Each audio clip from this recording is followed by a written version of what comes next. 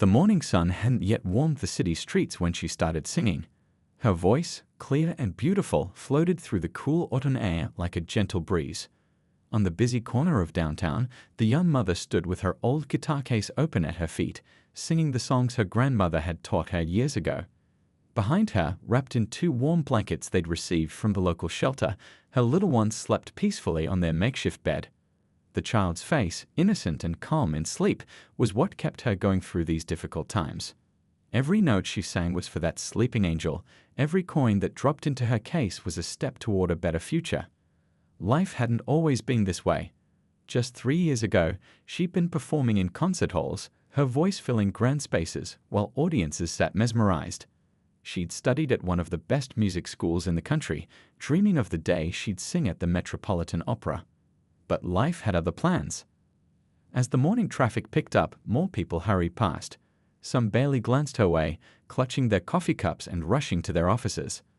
Others slowed down, touched by the pure emotion in her voice as she sang Amazing Grace.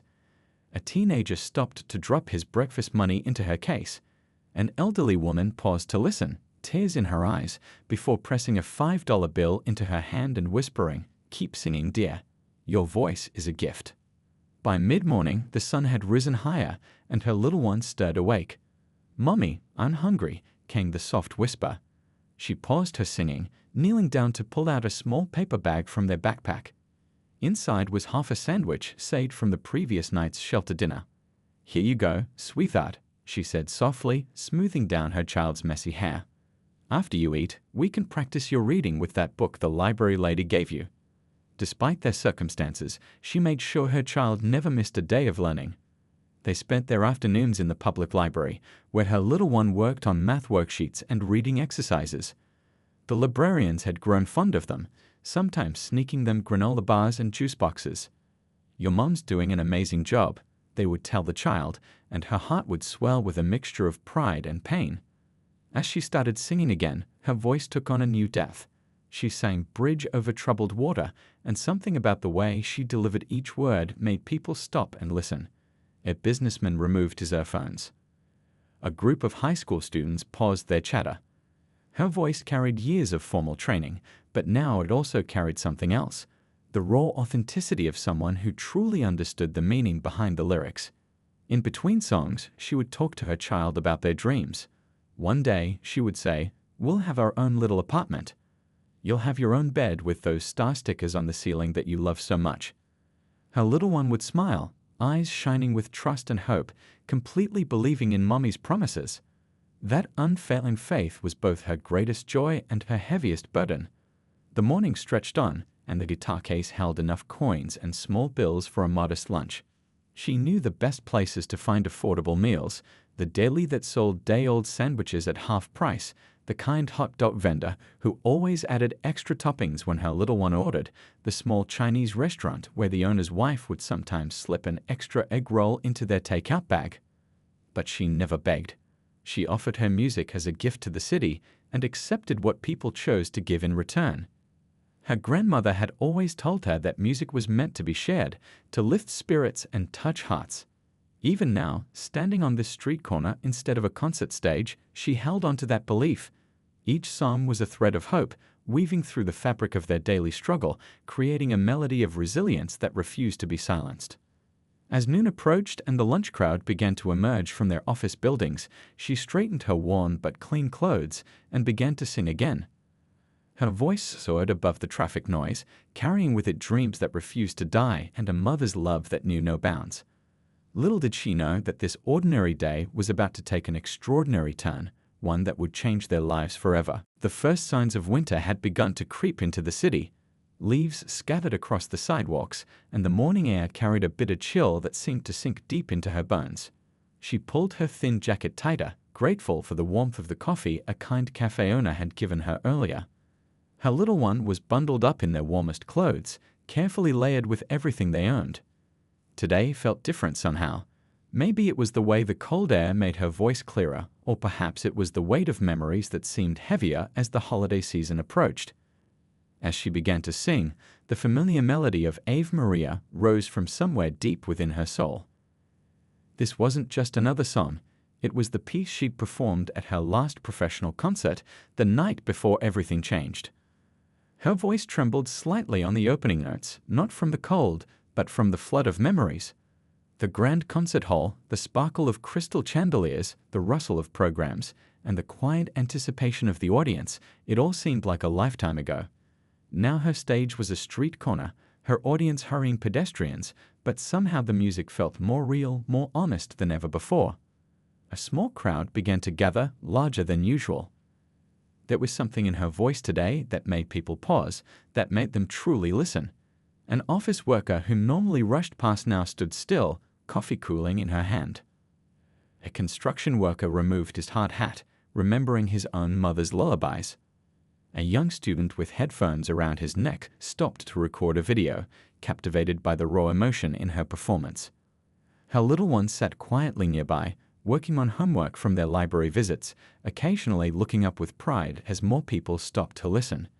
The child had learned to read music before letters, had fallen asleep to arias instead of nursery rhymes. Even now, in their hardest times, music remained their special bond, their shared language of hope and love. As she moved into the second verse, her voice soared higher, carrying all the pain and hope of their journey. She sang of faith in the darkest times, of love that persists through all hardship. Though most listeners didn't understand the Latin words, they felt their meaning in their hearts. An elderly man wiped away tears, remembering his own struggles long ago. A young mother held her baby closer, understanding the depth of love in every note. The morning grew colder, but more people lingered. A businessman in an expensive suit stood transfixed, his phone forgotten in his hand. Something about her voice reminded him of his grandmother, who had crossed oceans with nothing but hope and determination. A street vendor quietly placed a warm pretzel next to her little one, moved by the pure artistry of her performance. Between songs, she shared gentle smiles with her audience, her eyes conveying gratitude for each coin and bill that fell into her case. But today wasn't about the money, it was about connecting, about sharing something real in a world that often felt too busy for genuine moments. Each note carried the story of their journey, of nights in shelters and days of uncertainty, but also of unbreakable love and unwavering hope. As the lunch hour approached, her voice had grown slightly hoarse, but the emotion only seemed to deepen. The crowd had thinned and swelled throughout the morning, but something felt different about today's audience. There was a respect in their attention, an understanding that they were witnessing something extraordinary. Even the usual noise of the city seemed to have hushed slightly, as if in reverence to the power of her song.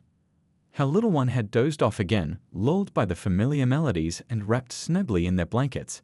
She watched her child's peaceful face as she sang, each note a promise that tomorrow would be better. The morning light caught the frost on nearby windows, making the world sparkle like the concert halls of her past. But this moment, here on the cold street with her child nearby and strangers moved to tears, felt more meaningful than any formal performance she'd ever given. Little did she know that among today's audience, someone was listening with more than just passing interest. Someone who understood both the technical brilliance and the emotional depth of her performance. Someone who was about to change everything. The afternoon traffic had slowed to a crawl, cars inching forward between stoplights. Among them, a sleek black luxury car sat idle, its tinted windows reflecting the winter sunlight. Inside, a well-dressed man in his 50s sat in the back seat, absent-mindedly scrolling through emails on his phone.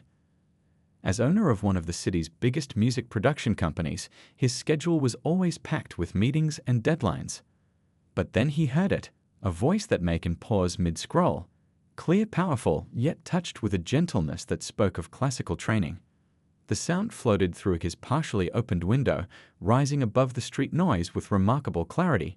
He lowered his phone, closed his eyes, and simply listened. "Wait," he told his driver, who had been about to inch the car forward as traffic began moving again. "Just wait a moment." The song was The Prayer, a piece he knew well from countless recordings, but this version was different. There was something raw and honest in the performance that he hadn't heard in years of working with professional singers. Through the car's window, he could see her, a young woman standing on the corner, singing with her whole heart despite the cold. Her clothes were worn but clean, her posture that of someone who had known better days, but refused to let circumstances dim her spirit. Near her feet, a small child sat wrapped in blankets, occasionally looking up at the singer with pure adoration. The traffic light changed 3 times, but the producer didn't notice.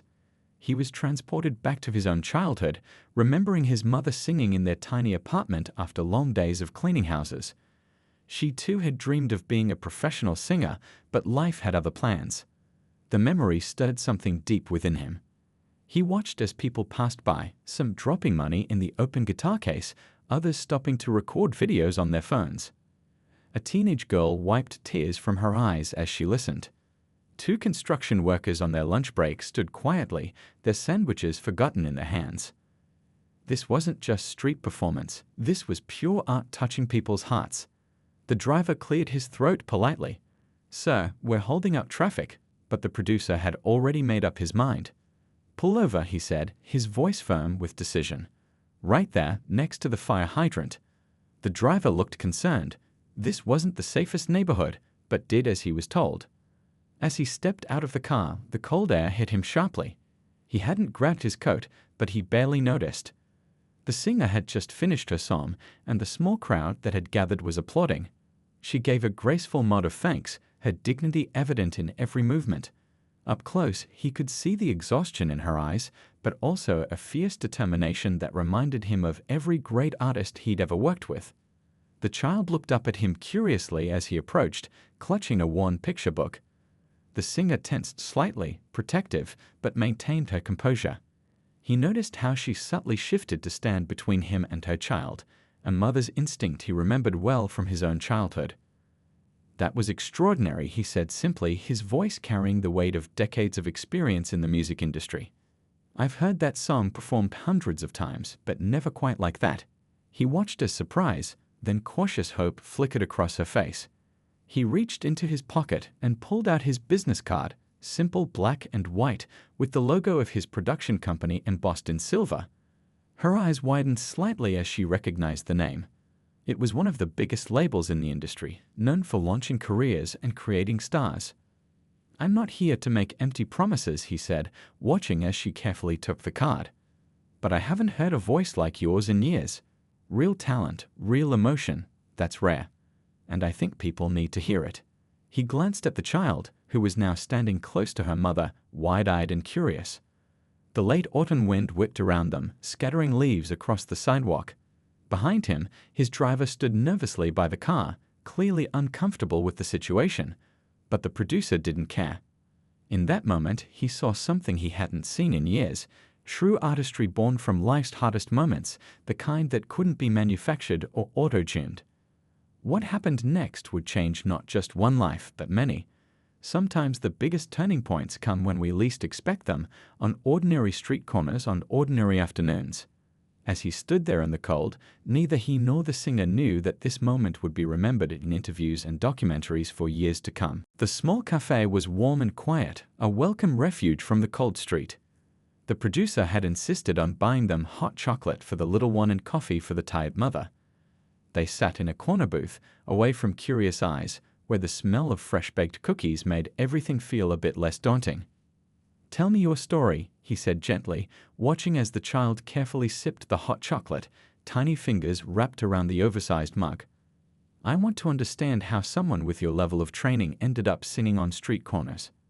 She took a deep breath, her hands cupped around her coffee mug for warmth. The story spilled out slowly at first, then faster, like a dam breaking. She spoke of her childhood dreams of singing, of the scholarship that had sent her to music school, of the promising career that had just begun to blossom. Her voice had taken her from community theater to regional opera, each performance a step closer to her dreams. Then came the part that made her voice catch. Her husband, a kind man who'd supported her dreams from the start, had fallen ill suddenly.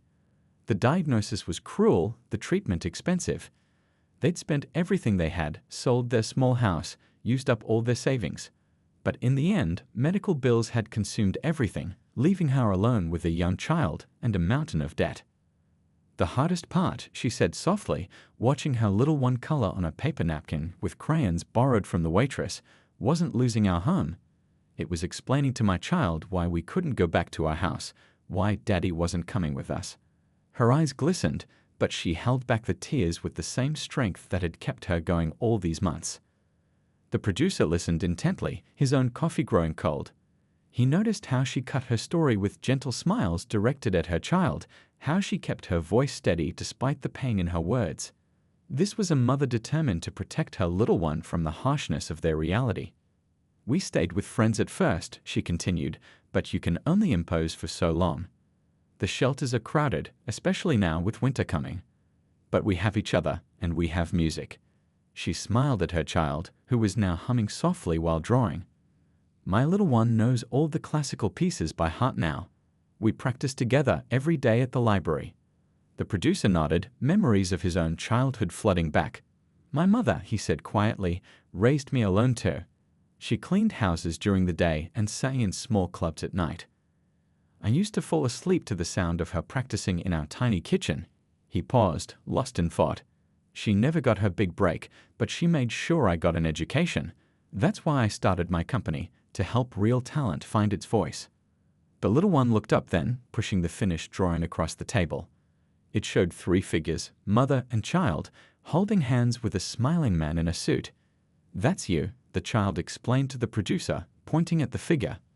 "Mommy says angels come in all forms." The producer felt his throat tighten with emotion. In all his years in the industry, surrounded by manufactured stars and auto-tuned perfection, he'd never encountered such genuine artistry combined with such pure humanity.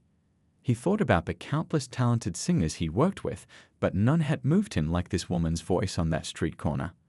"The music industry has changed," he said thoughtfully, pulling out his phone. "People are hungry for authenticity, for real stories and real emotion. Your voice, it has something that can't be taught. It has life in it." He showed them a video someone had posted online of her singing that morning. It already had thousands of views and comments full of heart emojis and calls to find this mysterious singer. The waitress brought more hot chocolate, refusing payment with a warm smile. Word had spread through the cafe about who they were hosting, and other customers kept glancing their way, moved by the unfolding story. The producer saw something he hadn't noticed before: how this woman's gift touched everyone around her, creating a ripple of kindness and hope. As the afternoon light began to fade outside, he knew he was witnessing something rare and precious. In a world of carefully curated social media stars and instant celebrities, here was something real, a story of love, loss, and the power of music to heal and connect.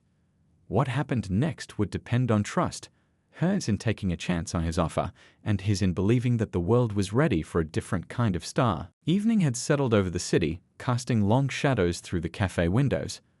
The little one had fallen asleep, head resting gently against mother's arm, while the producer leaned forward, speaking softly about his vision. His words painted a picture of possibility that seemed almost too good to be true. "We're launching a new project," he explained, his eyes bright with enthusiasm. "Something different from the usual pop music. We want to bring classical training and modern emotion together, tell real stories through music." He paused, watching her reaction carefully. "Your voice, it has both the technical skill and the raw emotion we've been looking for." She listened intently, one hand absently stroking her child's hair. The producer pulled out his tablet, showing her videos of other artists his company had worked with. Regular people with extraordinary talents who'd gone from obscurity to success. But these weren't manufactured pop stars. They were authentic artists who'd kept their integrity while sharing their gifts with the world. "I'm not offering charity," he said firmly, understanding the pride he saw in her eyes. "This is a business proposition. We believe your voice and your story could touch millions. People are tired of artificial perfection. They want real music that speaks to real life."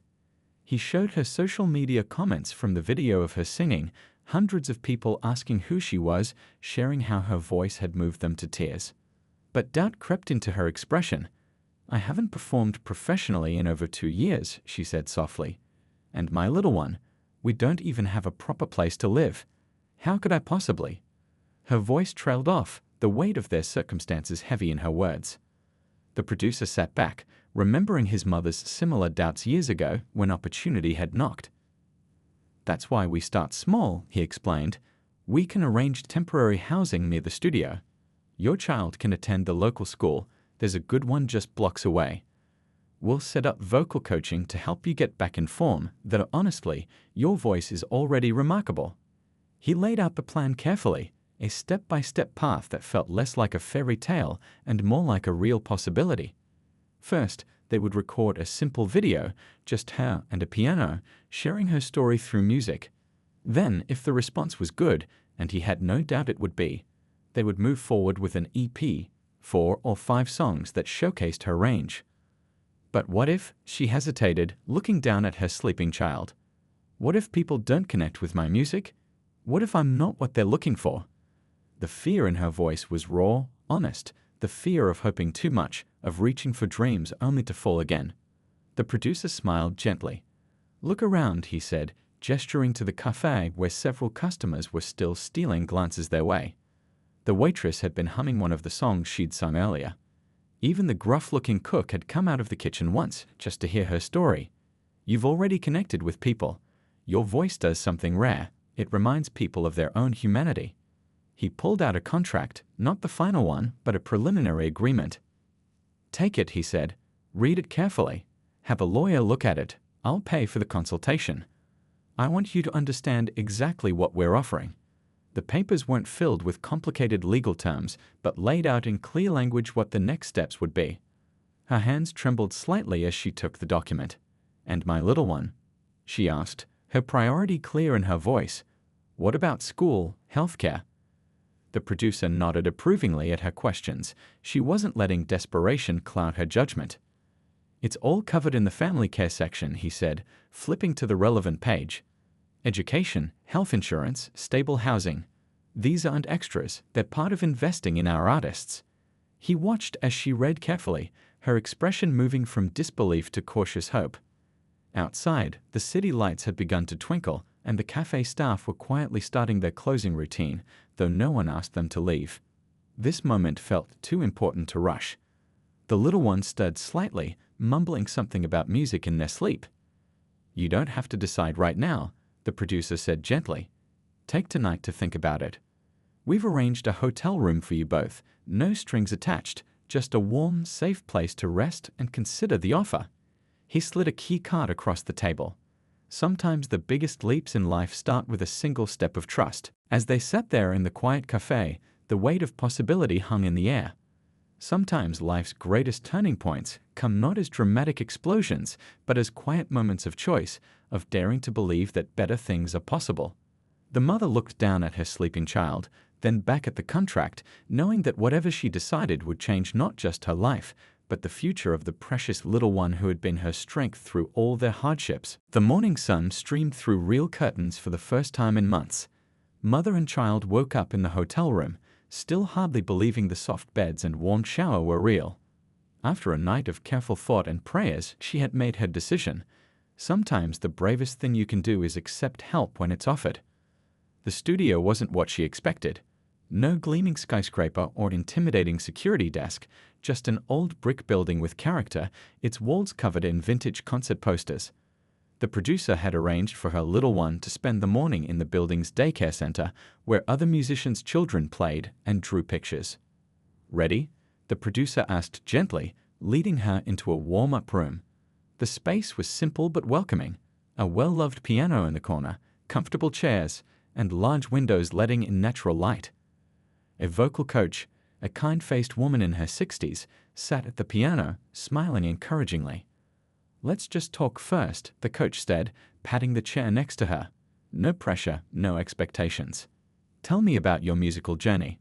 And so they talked about favorite pieces and past performances, about the joy of singing and the way music could heal wounded hearts. The coach listened intently, occasionally nodding in understanding. When they finally began the warm-ups, it felt like coming home.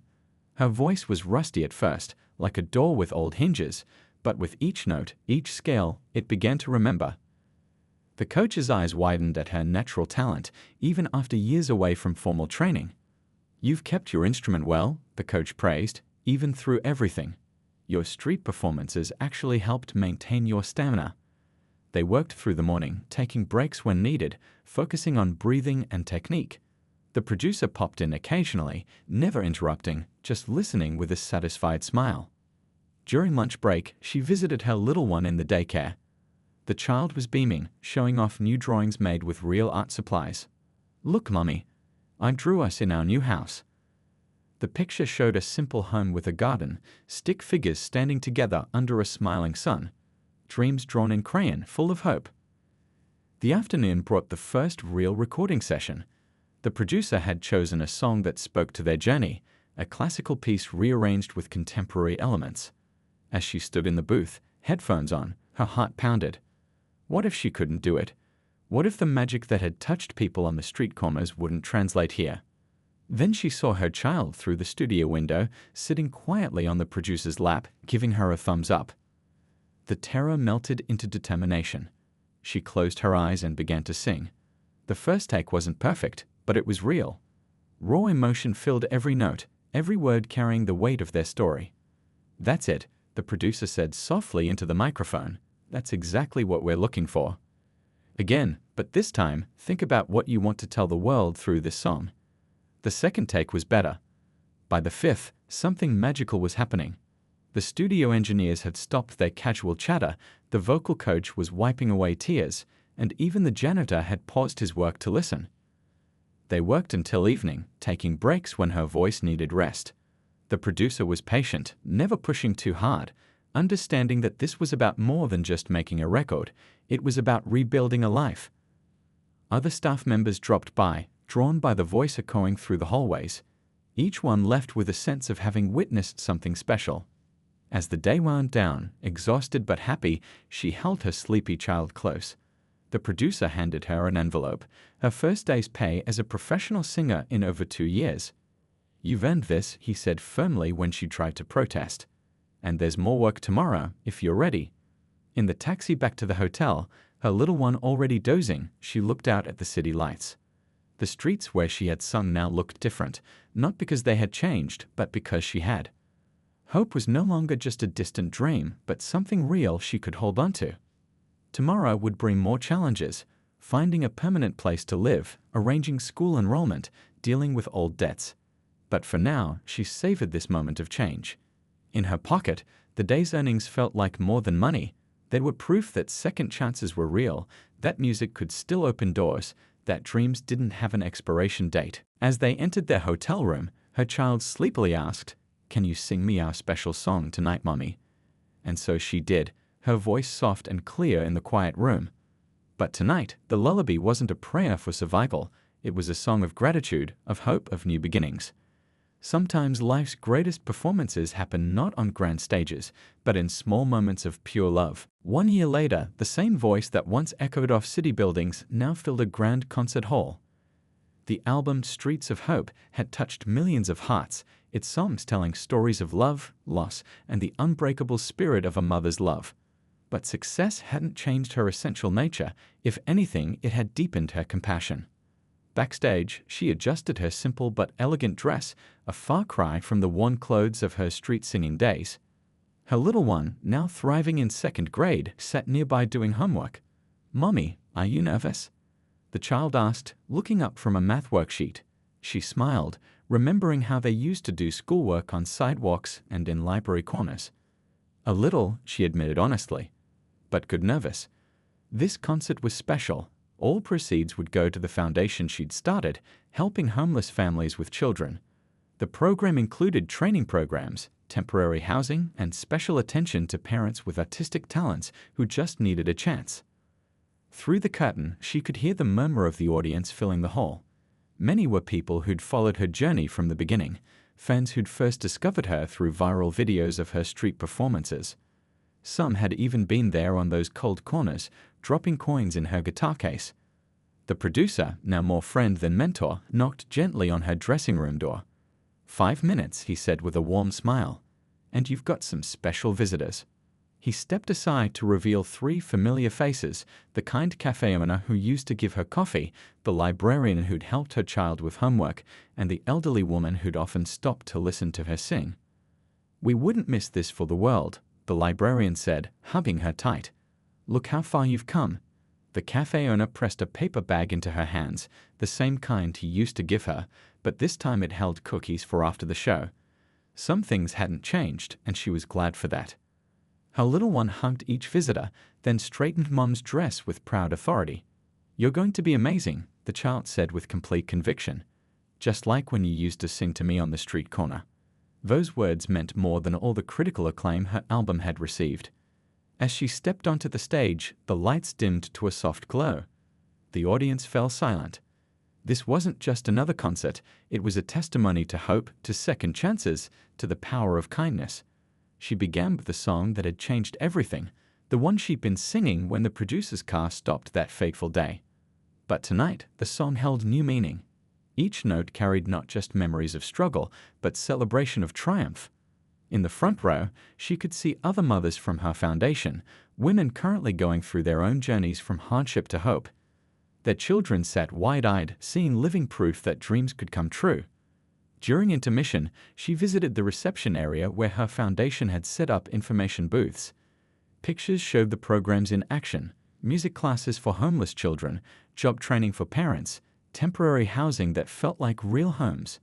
"Your story gave me courage," one young mother told her, holding a sleeping toddler. "If you could do it, so can I." The second half of the concert featured a special surprise, a children's choir made up of kids from the foundation's music program. Her own child stood among them, beaming with pride. Together, they sang a song she'd written about their days on the street, but with a new verse about the light that follows darkness. As the final notes faded, she looked out at the audience. Faces shone with tears and smiles. The producer stood at the back, nodding in satisfaction. This was why they'd made the album, not just to tell her story, but to change other stories still being written. After the show, in her new apartment's cozy living room, she and her child sat together on the window seat. The city lights twinkled below, the same lights that had once seemed so cold and distant. Her little one was already in pajamas, cuddling close as they shared a cookie from the cafe owner's bag. "Are you glad we're not on the street anymore, Mommy?" the child asked sleepily. She hugged her little one close, remembering those difficult days that now felt like a lifetime ago. "I'm glad we're home," she answered truthfully. "But I'm also glad we never gave up on our music or on each other." On the wall hung a framed photo of their old street corner next to her platinum album. Not to remind them of hardship, but to remember that hope can bloom in the most unlikely places. That sometimes, when life seems darkest, all it takes is one person stopping to listen, one hand reaching out, one heart opening to change everything. As her child drifted off to sleep, she hummed their special lullaby. The same song she'd sung on countless cold nights, but now it was a celebration rather than a prayer. Outside, somewhere in the city, another voice might be rising in song, another dream waiting to be heard. And thanks to her foundation, that voice would find its way home too,